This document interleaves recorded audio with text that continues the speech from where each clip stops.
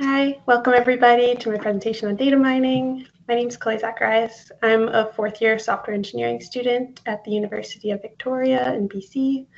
I'm excited to be here today to explore some of the fundamental concepts and techniques of data mining with you. I also want to thank New Stars of Data for having me here today. If you have any questions, I hope that you can just put them in the chat and I'll get to them at the end. I have a lot to cover today, so I'm hoping to go pretty quickly. So for our agenda today, we're going to cover an introduction to data mining. We're going to understand different types of data, look at some of the main clustering methods, and then finally conclude with a Q&A session. So yeah, please put your questions in chat if you have any. And also, since I'll be covering a lot of information, don't be afraid to put them in early on, because I'm going to be covering a lot and I don't want you to forget them by the end. So before we dive too deep into the details, I want to tell you just some of the key takeaways I hope that you get from this presentation, again, because I will be covering a lot, and I want you to just focus on a couple of things to learn.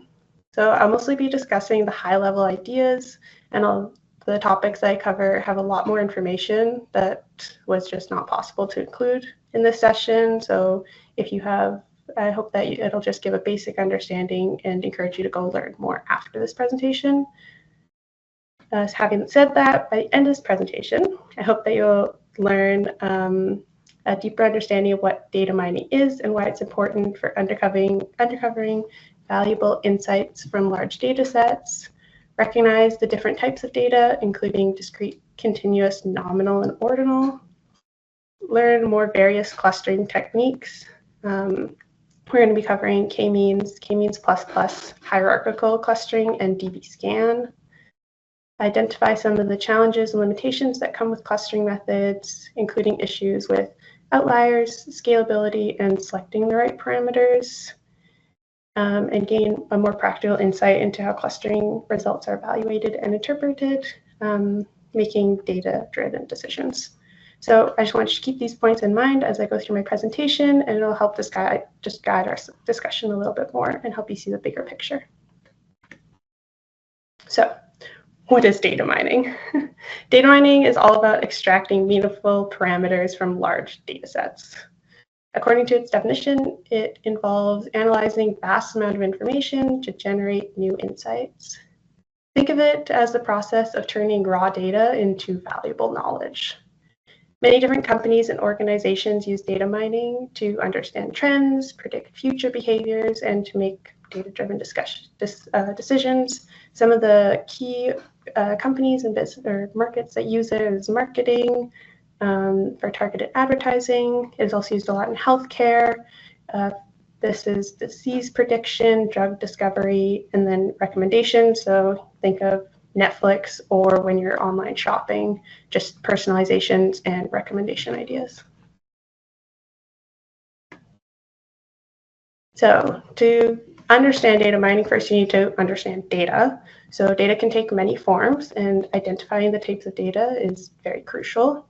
So understanding what type of data you have and choosing the type of data to use can help in the data analysis techniques. So the main types of data are split into two categories. You've got numerical data and categorical. Within these categories, you have two subcategories. For numerical, you have discrete and continuous. Discrete data consists of countable items, so think of integers, so numbers of students in a class would be a good example of this. Continuous data is data that can take any value within a range, so like a line on a graph, and there's more of your height, temperatures, you can have decimal points. With categorical data, you also have two subcategories. These subcategories are nominal and ordinal data. Nominal data is a set of categorized data that doesn't have any order. So my example would be color. So you can see red, green, and blue. There's no specific order to how you put these. whereas ordinal data is data with an order, like how it sounds. So these are ranking levels, levels of satisfaction, or you can also do size and height if you're doing something like small, medium, and large. So we have more types of data, and this data your data can also be described by its characteristics, such as dimensionality and distribution. So with dimensionality, my two examples, you've got 2D data and 3D data. Just refers to how many axes you have in your data dimensions, and it's important to keep in mind that the more data you have, or the more dimensions you have, the more complicated clustering techniques will become. You can also have as many dimensions as you want, but again, you want to try and limit these when you're clustering your data. You also have your distribution. So with distribution, you can have dense data. So this is your data where most of the values that are present, you have very few missing values and everything is closely clumped together, which is different than your sparse data, which is when you have many missing values. This happens lots in large scale data. It's very common it's more common to have sparse data versus dense data, and it impacts just how the analysis will work with your data mining. Also, having outliers, this is when you have a lot of data clumped closely together, so some dense data, and then one data object that's way far off in its own world. So my example here is just the little green dot you can see out on its own versus all the other data that is clumped together. Okay, so now we're going to get a little bit more into calculating distance measures. This is important to understand distance measures because it shows how similar your data is, or two data points are. So first, I just want to talk a little bit about how the two different distance measures for binary data. So for binary data, you have SMC, which is your simple matching coefficient, or Jacquard distance. So the best way to understand this is just to go through a little example. So for us, we have two pieces of data, binary data, which is X and Y. Our filled in blocks are the on bits, and then the non-filled in blocks are your off bits. So for SMC, you're going to take your number of matching bits. This is going to be your on bits and your off bits. So in this case, we'll have 3 because we have this matching one, these matching off ones, and these matching on ones over your total number of bits. So we'll get 3 over 6. With Jacquard distance, you're only looking at the number of matching on bits for your numerator. So in this case, we'll have 2 over the total number of bits with at least one bit that is on in either piece of data. So because both of these are off, we wouldn't include that. So we'll just have 2 over 5. So the reason you might want to use one distance measure over the other, the best example to think about this is for somebody going grocery shopping. So in a grocery store, you have hundreds of different objects. If one person decided to buy honey and bread, and a different person decided to buy peanut butter and jam, and you wanted to see how similar these two people were, if you just looked at their SMC distance, it would show that they're very similar, just because there's so many things that neither of them bought. So they're very similar. But if you wanted to look at their Jacquard distance instead, it would say that they're not similar at all because they didn't buy anything the same. So you would get 0 for the similarity. So depending on your data and what you want to learn from it, your distance measure you choose is very important. There are also a couple of other distance measures that you can use. These are for non-binary data. So first, we have cosine similarity, and the cosine looks at the angle between 2 points to judge its similarity. You want to use this when the magnitude or the vector doesn't really matter, and you only really care about the angle between the two. This is very common in text mining. So if you're looking at document similarity, So comparing two different documents based on word frequency without really caring about the document length. There's also Euclidean distance. This is a straight line distance between 2 points in space. It's one of the most common measurements used. It's used with primarily continuous data, and this is when the scale matters. So physical, if you're looking at physical distances or measurements like weight and height. There's also Manhattan distance, and this distance is the, you're looking at the axes, so you can think about like driving a car. So you're looking at the difference between their x and y axes, and it works really well when you're looking at navigational problems or if you're looking for outliers.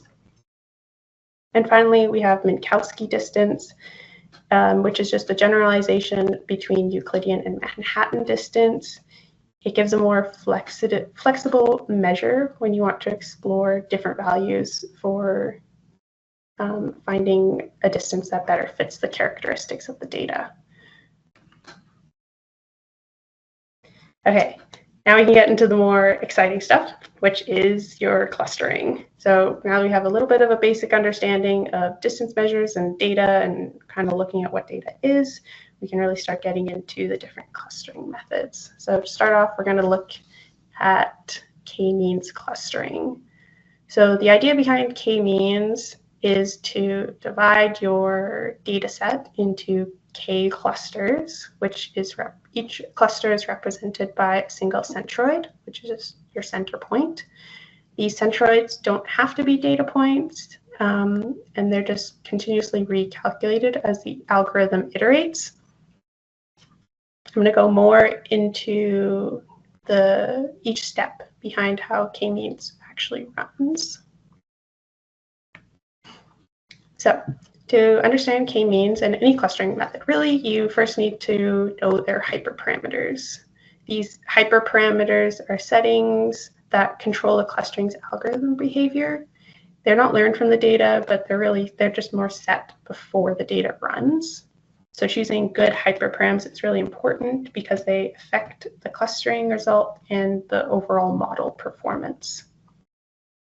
The hyperparams that you need for k-means are k, which is the number of clusters you want to get at the end, epoch, which is the max number of passes you want to happen over the data or the max number of iterations. This is optional, you don't have to include it. It's good if your data is very sparse and moves the centroids around a lot, or if you want a quick clustering, so you want to stop very early. And then you also have your threshold, which is, it also helps determine when the algorithm should stop. And it's just the distance change in the centroid. Once it is below that threshold, then the algorithm terminates. So the X's are an example of some centroids on the data. So this is the k-means algorithm all laid out. I just want to step through it a bit more just so we understand how it works. So the first step you want to do is you want to select k-initial centroids. These don't have to be actual data points. And there are a couple of methods that we can use to make sure that we select good centroids, which is and selecting these centroids is one of the biggest challenges when using k-means. So you can see here, I just randomly chose 3 centroids. So how we want to choose these centroids, you have a couple of different options that you can choose from. The placement of these centroids is critical to the performance of your algorithm. Having poorly chosen centroids will converge to suboptimal solutions for your clustering methods, and you might not find the ideal grouping of your data. And so the performance of k-means heavily relies on where these centroids are placed in the beginning. So the first method for choosing your initial centroids is just to randomly choose its locations. This is the default method that k-means used. The centroids are picked up randomly from the data set, and This method is fast, but very unreliable. It often leads to very poor clustering results, especially if the centroids all start close together. So to address this, you can use one of the 3 other centroid initiation methods. K-means is one of the most popular ones. It aims to spread the initial centroids as far as possible. It sets one centroid at random and then places the remaining centroids based on how far they are from the already chosen one. This helps minimize the chance of poor initiation and can help k-means converge faster and to a better clustering solution. I'm going to talk a little bit more about k-means in a couple of slides. You can also use hierarchical clustering for initiation. This method aims to determine the initial centroids by first running hierarchical clustering, and running it this way also helps make sure that you have a more spread out initial couple of centroids.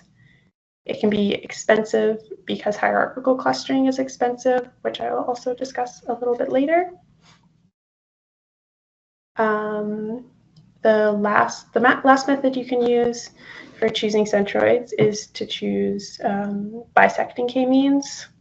I don't go into detail about bisecting k-means today. It's more of an advanced version of k-means. So you initially split the clusters in 2, bisecting them, and continue doing this. You need a little bit more background knowledge to do this type of clustering, though, and it's quite a bit more expensive. So continuing on our k-means clustering, back to the algorithm. After you've chosen your initial centroids with whatever method you want to choose, you're going to start assigning each data point to the nearest centroid based on distance. The distance can be any of the distance measures that I used before, depending on the type of data you're using. So Manhattan, Euclidean, and you just want to make sure that you choose the best one based on your data. After you have assigned all of your data points, you want to recompute the centroids by averaging the position of all the points in each cluster. So you'll look at all the points in the clusters that you've created, average their distances, and then put your new centroid there. And you're going to continue doing this process until you either meet the threshold or the max number of iterations. So here's a full example of running k-means and what it can look like. You can see that the centroids move, and then you reassign all of your points, and you continue doing this until it reaches a stable state. I'll just let it run through from the start to fully understand how that's happening.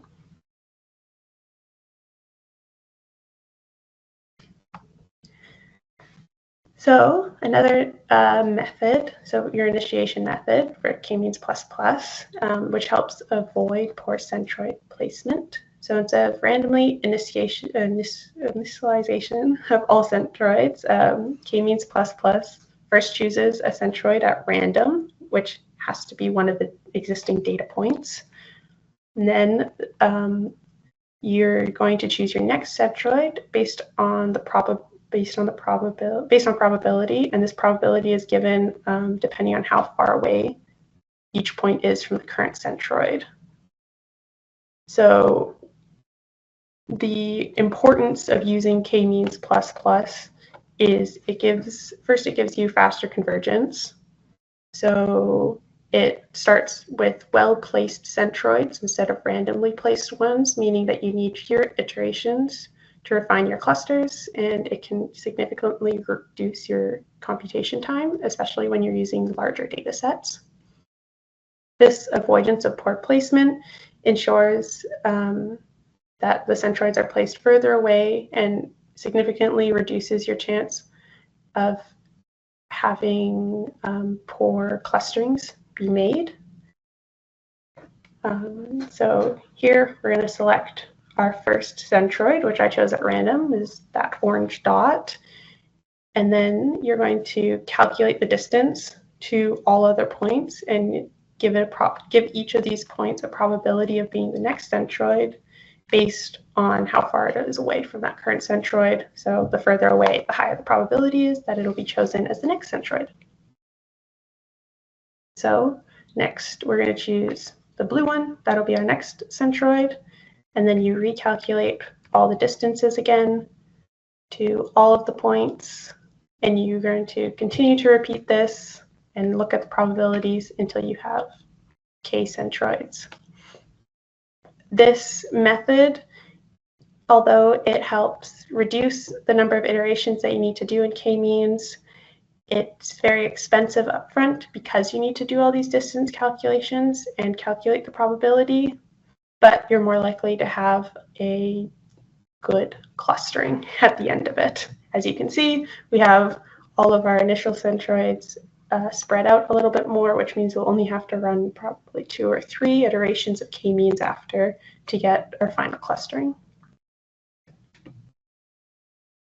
So while k-means and k-means plus plus are widely used and very powerful clustering algorithms, they also come with a few limitations that can affect their performance, especially when you're using more complex data sets. The first thing that k-means plus plus struggles with is non-spherical clusters or clusters with varying densities. So what k-means does, it likes to work with clusters that are spherical in 2D or 3D. So meaning the points are evenly distributed around one central point, which is the centroid. But in reality, many data sets have irregularly shaped clusters with varying densities, which k-means struggles with. So this causes k-means to perform very poorly. The clusters are normally elongated or overlapping, and the algorithm tries to fit everything roughly into circular shapes, which might not accurately represent what the data actually is. So you can see in that first example, the shape of the data, you're expecting two kind of curvical clusters, but k-means, since it'll just cut it in half. So k-means, it also has a high sensitivity to outliers or noise. So since the algorithm minimizes the distance to centroid, or so a single outlier or an extreme point that's really far away can pull the centroid away from the real cluster center, leading to more distorted cluster shapes. So as you can see by the outliers, we're more expecting these two gray dots to just not be involved in any clusters, but when you do k-means plus plus clustering, these 2 points will draw some centroids away, leaving you with this clustering instead. So the density of data, again, because of the elongated shapes and the way that the centroids are calculated with varying densities of data, k-means plus plus struggles to properly define these clusters. So instead of ending up with something that looks more like this, you're more likely to have something that looks like this, since the centroids are just being pulled away to the sparser data. Also, with k-means plus plus and k-means, since you have to define the number of clusters, which is k, beforehand, this can lead to many challenges looking at your data. So in many real-world situations, it's not very obvious how many clusters are present in your data. It's easy to see when you're looking at 2-dimensional and sometimes 3-dimensional data, but when you get to higher dimensions, it can be very hard to just visualize what you're looking at. So choosing the exact number of clusters you want is difficult and typically needs somebody with industry experience, depending on what you're looking at. For these 2 clusters, you can see, you could say that there's 2 clusters, the green and the blue, or you could say that there's 3 clusters, and you really need to have some knowledge of the data that you're looking at to fully understand how many clusters that data would need. So again, while these issues are very easy to spot when looking at 2D plots, like the examples that I have on this slide, they become much higher to notice in higher dimensions. visualizing data once you get past 3 dimensions becomes almost impossible. So it's very easy to get incorrect clusterings or misinterpret the true structure of the data without even knowing it when you get to higher dimensions. So that was a lot on k-means. Now we're going to switch a little bit and we're going to look at hierarchical clustering, which is another very high popular method to use. This method is very popular among biologists. This is because it produces a dendrogram at the end, which is this little structure. This dendrogram gives a very helpful visual representation of how the different data points are related to each other and how they're clustered together. So if you're looking at describing species or genes, looking and things like that, it's very easy to see how they're related. So like any other clustering method, we have hyperparams to look at. With hierarchical, you have 4 different ones. First, you have the linkage method, which is how you're going to calculate the distance between different clusters, which I'm going to discuss a little bit more later. You also have your distance measure that you're going to use. This one you need to specify, so Euclidean Manhattan, whatever else, cosine. K, which is the number of clusters. This is an optional hyperparam. You only need to use this if you want to stop the clustering early. So with hierarchical, you're going to keep going until you have 1 cluster. So if you want to stop when you have 3 clusters, you could specify this. And then also your distance threshold, which is, again, to stop clustering early if you wanted to, and it's another optional hyperparam. So with hierarchical clustering, this can be done in 2 different ways. You've got agglomerative or divisive. Agglomerative works by merging smaller clusters together into larger ones. So you're going to start with everything as its own cluster, and then slowly join these together to make larger and larger clusters until you're left with just one at the very end. And then on the opposite side, you've got divisive, and it just works the opposite way. So you're going to start with one massive cluster and then slowly divide this large cluster into smaller and smaller clusters until you have every data point as its own cluster. In hierarchical clustering, you also have different linkage methods, and these are just to calculate the distance between 2 different clusters. When you're looking at 2 clusters, there's normally multiple points, and you need a way to determine how far those clusters are from each other. And doing this, you've got a couple of different options. So your first option is single link. So you're looking at the minimum distance between points between 2 clusters. You're just going to take the smallest one. Complete link, you're going to look at the farthest distance between 2 points. And then group average, you're just going to compute the average distance between all points in both clusters. This is the most expensive option because you need to compute a lot of different distances.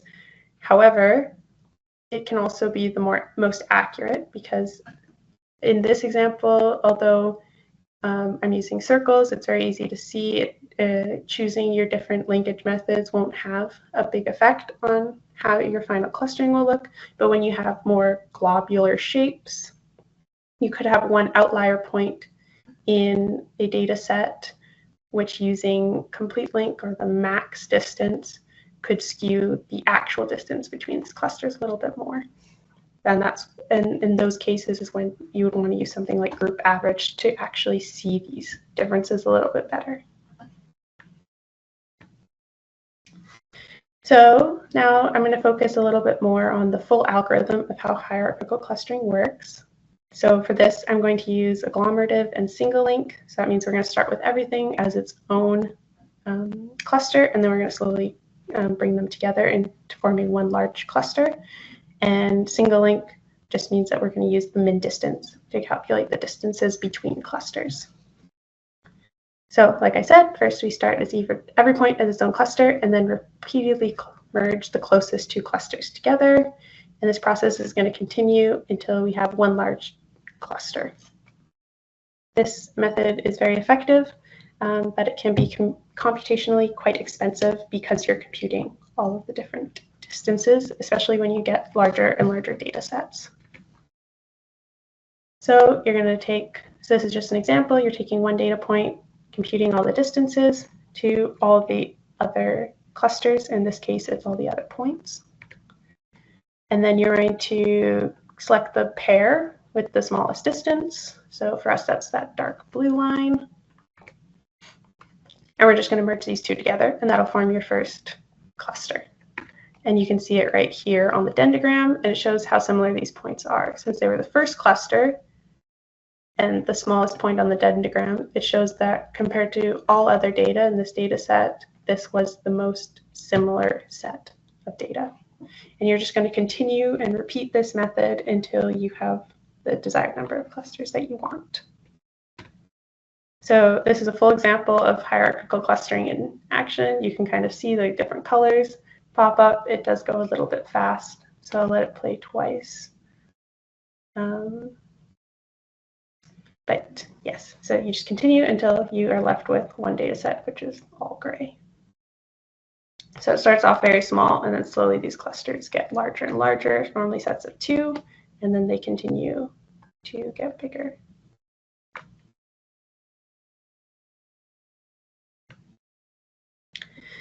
And like any other algorithm, hierarchical clustering comes with several limitations that can affect its performance, particularly as the size and complexity of these data sets grow. So I just want to talk about some of these in a little bit more detail.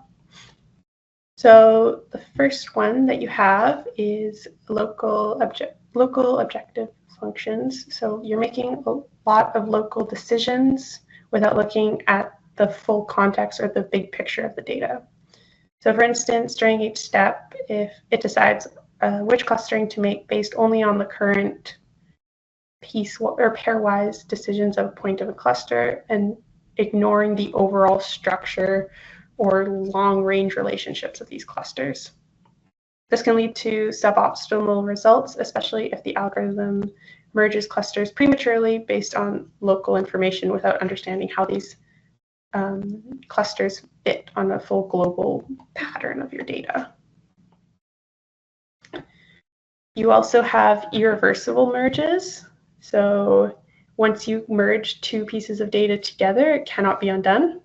This means that early decisions that are made when the algorithm has very little information about the overall structure can have a long-lasting impact on your final results. This can be especially problematic if early on you have a suboptimal merge, and it can throw off the rest of your clusters.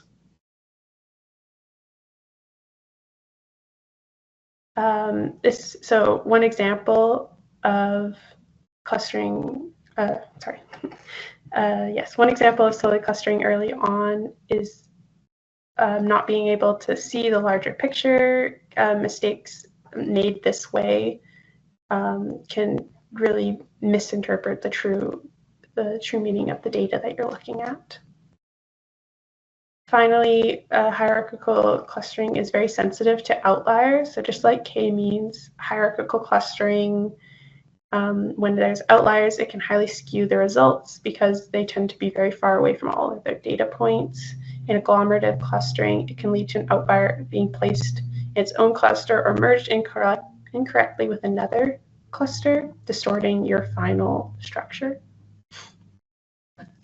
So while hierarchical clustering is very powerful for building an understanding and making of data and seeing dendrograms, it has some of these key drawbacks, being computationally very slow, having local objective decisions, irreversible merges, and outliers. So if you're dealing with small to medium data sets, it's very good at that and can be quick. However, as you get to larger data sets and more complex data, hierarchical clustering can tend to be too expensive to use. Okay, so for our final clustering method, we're going to look at DB-SCAN, which stands for Density-Based Spatial Clusterings of Application with Noise. This clustering method is ideal for clusters when you have varying shapes. So as you can see here, a little smiley face or face with two eyes. And so DB-scan is much better at this versus if you used hierarchical clustering or k-means. So DB-scan only has two key hyperparameters. You have EPS, which is the max distance between points, and min points, which is the minimum number of points required to form a cluster. Choosing the right parameters for this can be very difficult. Setting EPS or min points can critically lead to the success of finding good clustering with DB-scan. If your EPS value is too small, the algorithm will identify many tiny clusters or not even classify any points at all. And on the other hand, if your EPS distance is too large, DB-scan might merge everything together and you only end up with one large cluster. Min points also plays a crucial role into this. If your min points is too low, you could have many clustering together, have way too many clusterings together and have clusters in regions that have low density when you didn't want clusters. So fine-tuning these parameters requires a lot of trial and error, and it's very important to make sure that you get a useful information out of this clustering method. So to better understand how DB-scan works, you need to know how the different points are defined in DB-scan and how they're categorized. So in DB-scan, you have three types of points. You have core points, border points, and noise points. So a core point is the backbone of your clustering in DB-scan. It's a point is classified as a core point if there are at least min points within the EPS distance. So, and you have to remember that these min points also includes the point itself. So you can think of a core point as the center of a dense region and that has enough neighbors around it to create a cluster. Core points have two key properties. They belong to a cluster and they can expand the cluster by linking other points together. It's important to note that core points are the starting points of building clusters. They also allow the algorithm to identify high areas of density where these clusters form. So in our example here, you can see that this orange is a core point. These bigger circles represent the EPS distance. So here I had min point set as 3. So in this orange circle, we have 3 points within it, which classifies this as a core point. Versus if we look at the blue one, within this blue radius, we only have 2 points, which is less than our min number of points, so it can't be a core point. Next, if we look at border points, a border point is a point that is within the EPS distance of a core point, but doesn't have enough neighbors to be considered a core point itself. Border points belong to a cluster, but they can't expand the cluster in any way. They rely on the proximity to a core point to be included in the clustering. The importance of border points is they help define the shape and size of a cluster by extending its edges, but they can't contribute to further extending the cluster. So if we look back at this example, back at the blue point, we can see that this blue dot is within the EPS distance of this orange circle, and it's not a core point, which means it's a border point. The same thing for this gray one. It's within the EPS distance of this orange circle, which is a core point, which makes it a border point. But this green one is too far away to be part of that, so it can't be classified as a border point. And then finally, now we can talk about our noise points, which are outliers. So it's a point that's neither a core point or a border point, and it's too far away to be considered part of any clusters and doesn't have enough neighboring points in its region to create a cluster on its own. Noise points are typically isolated and further out to be classified. Noise points are very often outliers and they can be removed from DB-scan. This is why it's very good at catching outliers compared to other clustering methods.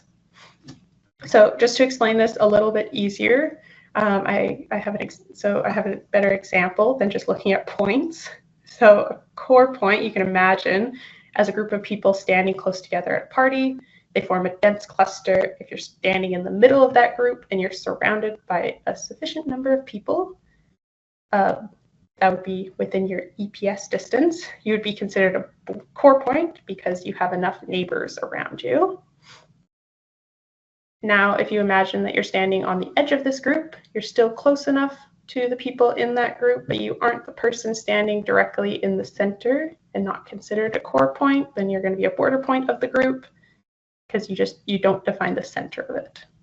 And then finally, if you're standing super far away from the party and you're not part of any group and you don't have enough people around you and you're not close enough to any of the groups in that party, then you're just considered a noise point. So now I'm going to walk through how the dbScan algorithm works. In this example, we're going to define our min points as 3 and our EPS as 4 blocks using Manhattan distance. And the first step you want to do is you want to label all of your points. So the orange points are going to represent our core points.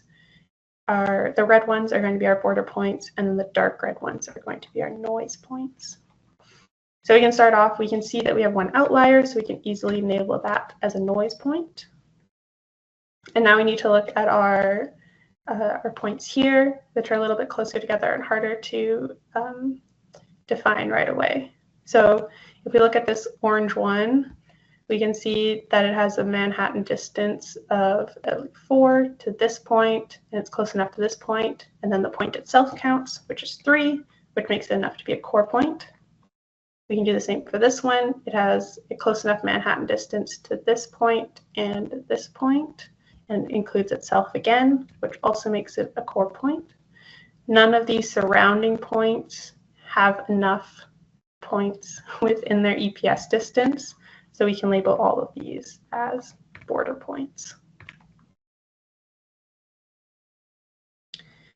So now the next step that you want to do is you just want to remove all of your noise points because these won't be used at any other point in the algorithm. So you can just get rid of it.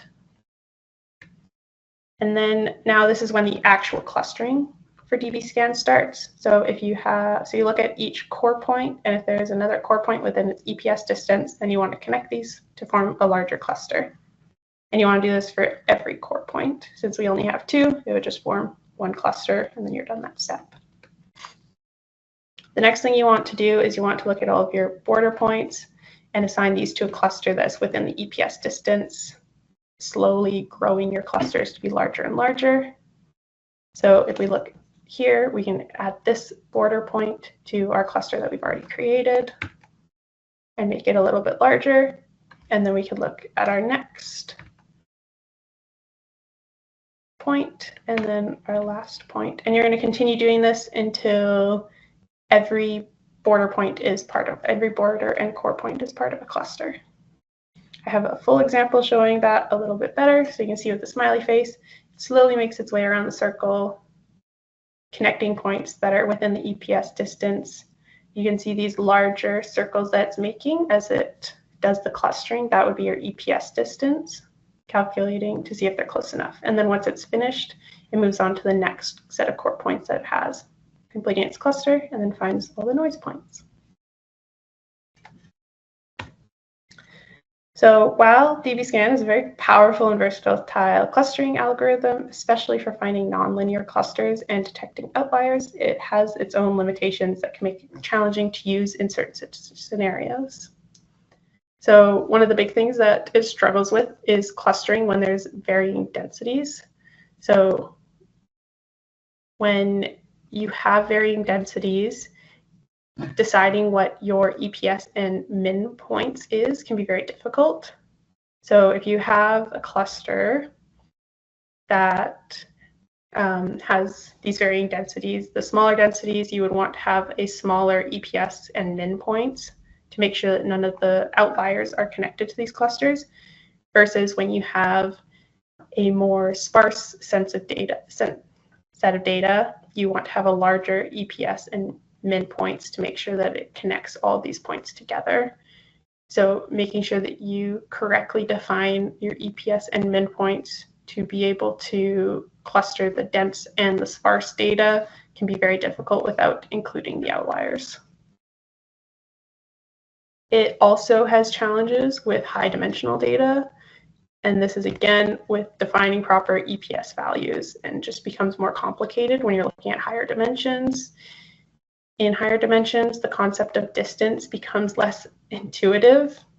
And as the number of dimensions increases, the data points tend to be more spread out, making it harder to find meaningful neighborhoods using a fixed EPS value.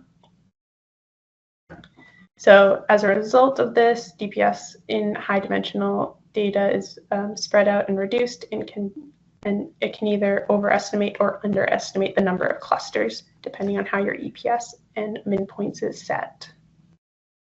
So despite these challenges, DBSCAN remains highly effective in several important contexts, such as non-linear data structures and detecting outliers compared to your other clustering methods. Okay, so to summarize, we explored a little bit about what data mining is and how it can help extract knowledge from large data sets. We also covered different clustering algorithms like k-means and hierarchical clustering and DBSCAN. And we discussed some of the strengths and weaknesses with each of these clustering methods.